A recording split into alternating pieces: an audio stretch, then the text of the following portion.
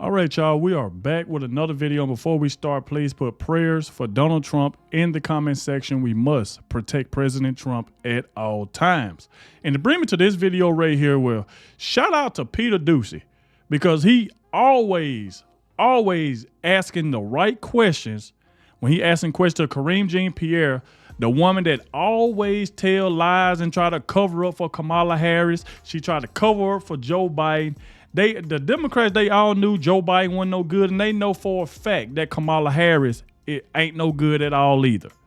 But it seemed like Peter Doocy caught Karine Jean-Pierre in a lie, because y'all know how now Kamala Harris is trying to pander to black people. She's trying to sound like she's black. She'll go to Georgia and sound like this, and then she'll go to her next rally and sound like this. Like, depending on who's in the crowd, like if she see more black people out there, she'll try to pander to black people, start trying to talk like black people, and we all see right through her bull. We all see right through it. So at this point, you finna go and see Peter Doocy ask her a question about Kamala Harris faking her accent, and it seems like Karine Jean-Pierre gave it up. She pretty much admitted that Kamala Harris is faking her accent, because watch how she try to answer the question towards Peter Doocy. Oh, I don't want to talk about this. Why is you asking me this? Just answer the question, Karine. You know for a fact that she's faking her accent. You know she's doing that. These people are not real. They are freaking fake, and we are sick of it. We sick of all the pandering. All you wash greens in a bathtub. I don't know who washed greens in a bathtub, because black people don't do that. I don't know who washed greens in a bathtub. I don't know where she got that from. So like I said, make sure y'all please hit that like button, subscribe to the channel. That way you can stay up to date with everything that's going on. And let's check this out. Watch this, y'all.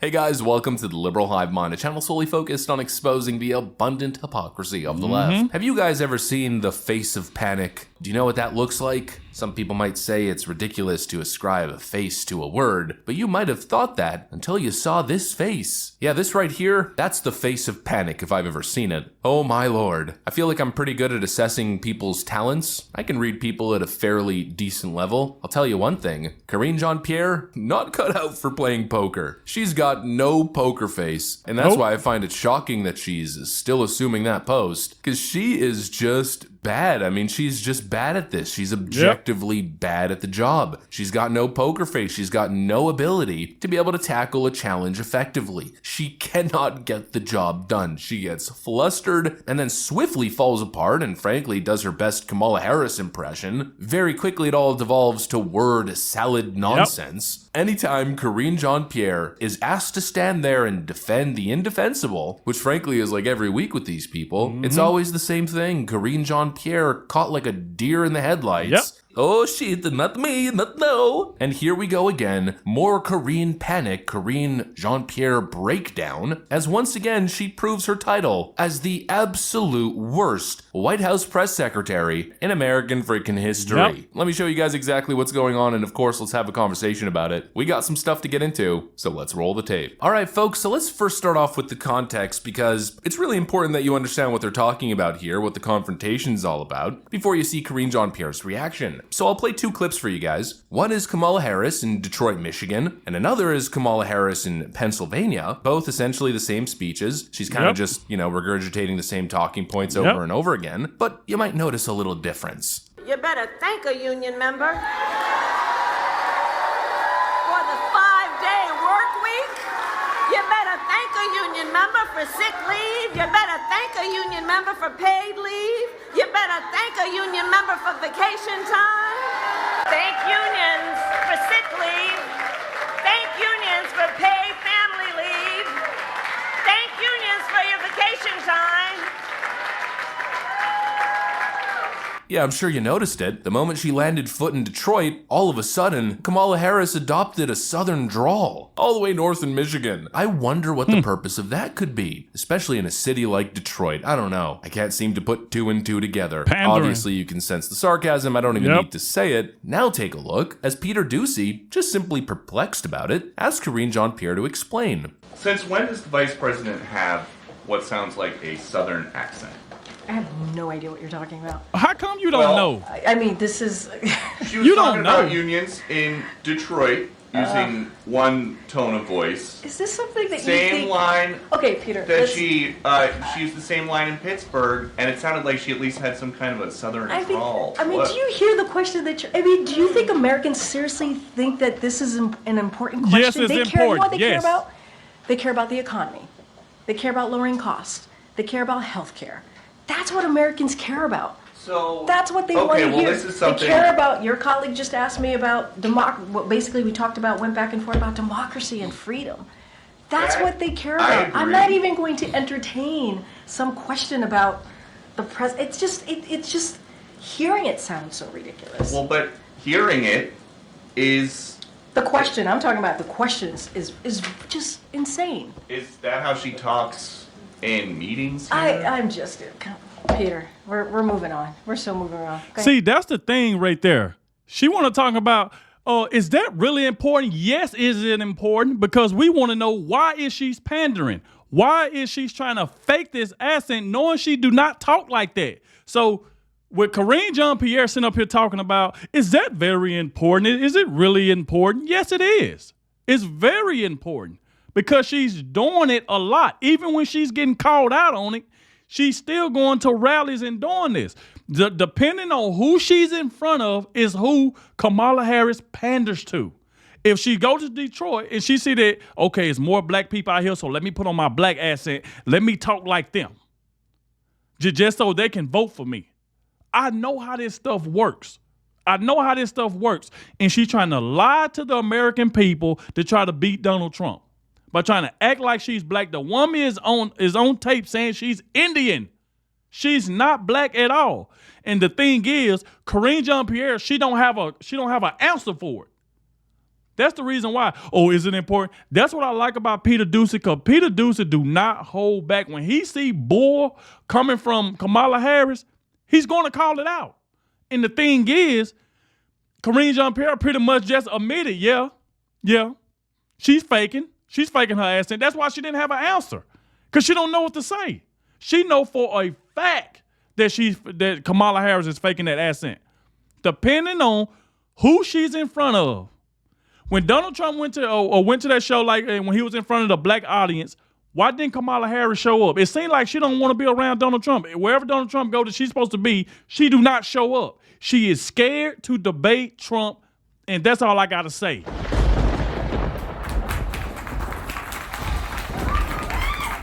Like, come on. So, with Karine Jean-Pierre keep talking about, is it important? Is it that important that the way Kamala Harris is talking and you don't want to analyze? Yes, it is important. It's very important. Because the American people see exactly what this woman is doing. She ain't doing no interview. Donald Trump and J.D. Vance did over with about 34, 35 interviews since, I think, August 3rd. Kamala Harris has done one interview. One. And she had to have a babysitter with her. She had Tampon Tim, a man that want to put tampons in boys' bathrooms.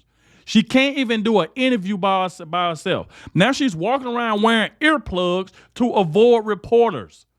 She don't want to talk to anybody. All she want to do is go to these rallies and just spit word salad, because ain't nobody kind of like challenging her on what she's saying. That's why she refused to talk to reporters, and she'll just rather run her mouth at a rally. That's not going to help her win. She's going to get destroyed like she's getting destroyed now by Donald J. Trump. Come on. Come on. I mean, this is crazy. Go ahead, Anita. I swear, it's a freaking slow motion train crash. Yep. You can just see, and like I told you in the intro, Karine Jean-Pierre has no ability to do this thing. She Nope. had to sell the fact that what Peter Doocy was asking was ridiculous and irrelevant to the concerns of the Americans. Exactly. That's what she tried to do. She tried to make it seem like it was ridiculous because she didn't have an answer for it. That what made me pretty much say, okay, She's admitting that Kamala Harris is faking her accent. Why? Because she don't have an answer for it. She know it. She see the different tones that Kamala Harris is doing depending on what crowd she's in front of. Karine Jean-Pierre see that. She sees it.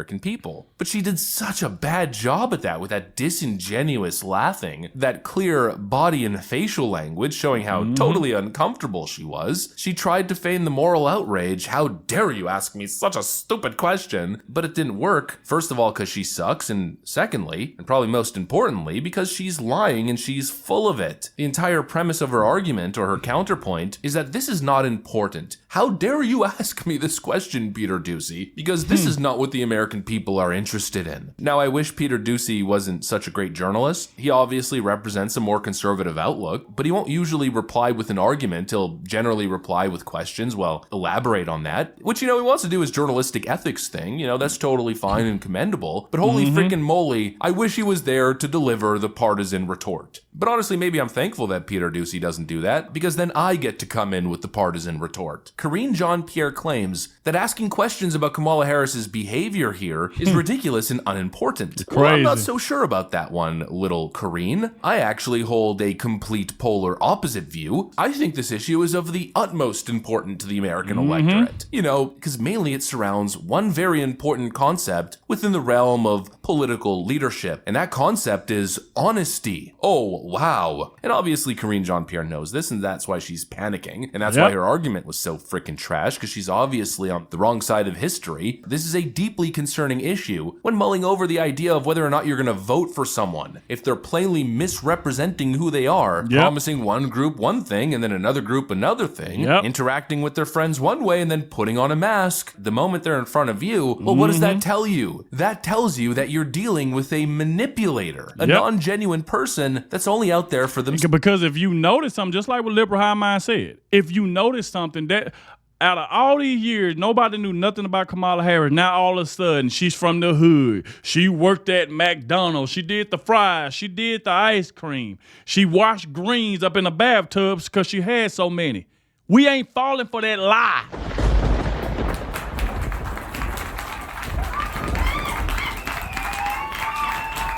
These lies gotta stop. That only cares about one thing and one thing alone, and that's manipulating you to vote for them. Put me in power, and I'll do anything to get there. What an absolute disgrace and what an absolute embarrassment. And the worst part is, we see this stuff, it's so plainly obvious and totally dishonest, but when we point it out, we're called racist. If you say anything questioning Kamala Harris's identity, or the genuine nature of her identity or presentation regarding different particular groups, well then you're a racist, you're a bigot, and you should definitely not ever go there. That is out of line. Give me a frickin' break. It's a totally valid criticism. It's not bigotry. They simply use racism and bigotry as a weapon to shut you up. But they can only hide the truth for so long. They can only shut people up so effectively. Eventually the truth is getting out. And the thing with Kamala, boy, is the truth getting out. We've covered a million of those situations where black and brown voters are questioned on this issue, and they say it all the time. Kamala Harris, we just don't view her as genuine in her attempts to connect with us on a cultural level. They're having Megan Thee Stallion twerk and all of that to gain because they think that that's going to make us vote for them. And that's not. And that never got my vote. And that will never get my vote. And I'm going to stand on that. Twerking did not get my vote. Meg Thee Stallion, first off, the song that she was even saying is very ignorant. It feel like she black when she want to be. I'm going to be honest. I'm just gonna be honest, I feel that same. Wow. Yeah, she uses the black card when she have to. The cat's out of the freaking bag. I mean, people see and perceive this for what it is: dishonest pandering. And look, maybe it has something to do with the fact that Kamala Harris is struggling to bring over voters of color. Pollster Rich Barris gives us the breakdown. A cascading effect. You'll see a little trend as time goes on, and then eventually the floodgates will open. That's what happens. That's how trends work. And it's because it's very easy to shame a younger black male who may be thinking about voting for Donald Trump if the shame is like 10-1. But it gets harder when it's 8-1. And it gets real hard when it's 6-1, which is the environment we're in now, where they just don't really care what their aunties think anymore, or they just won't talk about it with them, but they're going to go in there and they're going to vote and they'll tell a pollster, nah, I'm going to vote for Trump this time. And actually, in our polling consistently, black voters have been among the highest likelihood to say they made a mistake from 2020. So among voters who did vote in 20, they're real honest and they're like, look, you know, I blew it, man. I was doing better. And it's about the money. It is. It's about the economy. And it's also about immigration. They feel like that they feel like they were, their community has been loyal to the Democratic Party for many, many, many, many years. And yet they're being treated like second-class citizens compared to illegal immigrants. And their schools are being filled up. You know, I mean, their neighborhoods are being filled up. And it's like, what about me? Only it's very justified. You know, what about them? You know, it's just not looking good. That's the reality. Yep. Kamala Harris, across all the polls that I've seen, is usually around that, you know, high 60 to low 70 mark. And look, your initial reaction might be, well, that's a huge supermajority. But Joe Biden and other Democrats historically have polled close to 90% support of the black vote. That's a 20-point drop in just a couple of election seasons. Yep. The left calls you a bigot, a racist, pointing out the obvious. But clearly, the obvious is quite obvious to a lot of freaking people. Exactly. Everyone, I guess, except for Karine Jean-Pierre, who's so offended and outraged. How dare you ask me this question? What an absolute clown. She tried, but she's obviously in over her head. Anyways, that's pretty much what I got. Salute to Liberal High Mind. Make sure y'all go over to his channel. Go subscribe to Liberal High Mind on YouTube. Great content creator. That's why I love covering his content. I get a lot of y'all say, Adogg, please keep covering more Liberal High Mind's content. I really appreciate it because I learned a lot covering his content. So salute to him. But we obviously see what's going on here. Karine Jean-Pierre been lying for Kamala Harris, Joe Biden this entire time. And when Peter Doocy called her out, she tries her best to hide it or make it seem like Peter Doocy is just asking her something stupid. When he's making sense, he said, why is she changing her accent depending on what crowd she's in front of? Why did she sound like this here? And then she go to this state and sound like this. And Karine Jean-Pierre couldn't even give him a straight answer. That's the reason why I said she admitted that Kamala Harris is faking her accent because she knows it. She knows it. She took the bailout card by trying to attack Peter Doocy, talking about why is you asking that question? That question ain't important. It is important because she's using that accent to try to win the election. So it's very, very important. It is. That's exactly what she's doing. She's trying to use that accent to pander to people, depending on what crowd she's in front of, to win the election. That's the reason why it's very important, and we deserve an answer. But Karine Jean-Pierre, again, covering up for Kamala Harris. But, hey, y'all let me know in the comment section what y'all think about it. Thank you all for watching, especially the ones that made it to the end, and I'll catch y'all in the next one.